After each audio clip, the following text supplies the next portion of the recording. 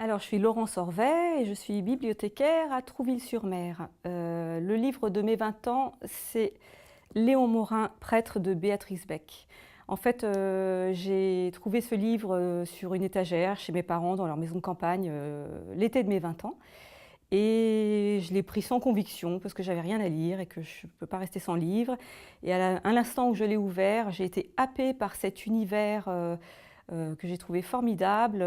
Il n'y a pas de suspense, il n'y a pas de rythme haletant, mais il y a une héroïne qui est rebelle, que j'ai trouvée brillante, qui est très agaçante aussi. Et puis ce prêtre, Léon Morin, qui est complètement iconoclaste et qui est très ambigu aussi dans le rôle qu'il se donne et dans les relations qu'il a avec cette jeune femme et visiblement avec d'autres aussi, mais qui ne chutera pas jusqu'à la fin de l'histoire.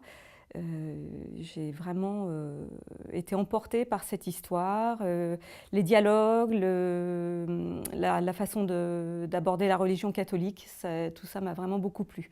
À tel point que ce livre, qui est a priori, je pense, une édition originale de 1952, puisqu'il date du premier trimestre 1952, chez Gallimard, comme je prenais des cours de reliure, je l'ai relié. J'ai choisi de le garder. Il tombait un peu en morceaux, donc je l'ai relié. J'ai choisi un cuir violet parce que c'est la couleur de la pénitence dans la religion catholique. Je trouvais que le symbole était sympa.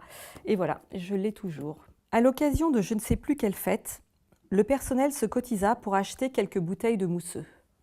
Tout le monde trinqua. J'étais écrasée contre Madame Michet, petite femme aux cheveux gris, qui avait l'habitude de fouiller dans les corbeilles à papier pour y trouver les instructions du patron aux sourds. Mon verre fut heurté par les autres. Ce rite m'emplissait de révolte, d'angoisse. Si je prenais part à ces libations subalternes, si je communiais au vin de la médiocrité, j'appartiendrais réellement, et non plus seulement en apparence, à la piétaille. Je feignis de boire et précipitamment vidai la coupe par-dessus mon épaule. Je l'avais échappée belle. De même qu'enfant, j'étouffais ma toux et qu'elle finissait cependant par éclater, affreuse devant ma mère, de même, aujourd'hui, la conversion longtemps retenue rompait les digues. Barney avait une attaque. J'étais victime d'un mal aussi grave que l'aliénation mentale. Pourtant, mes facultés demeuraient intactes.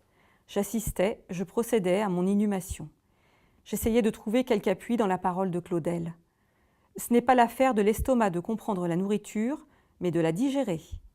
Il y a des chrétiens heureux qui mènent une vie normale, me dis-je. Mais je restais insensible à mes consolations. Entrer dans l'église, c'était m'emmurer vive. Accablée de honte, je me souvins d'une phrase entendue autrefois. Il n'y a plus que des invertis ou des convertis. Quel que pût être le contentement intérieur de Morin, j'étais sûre qu'il accueillerait mon retour à la religion par des sarcasmes.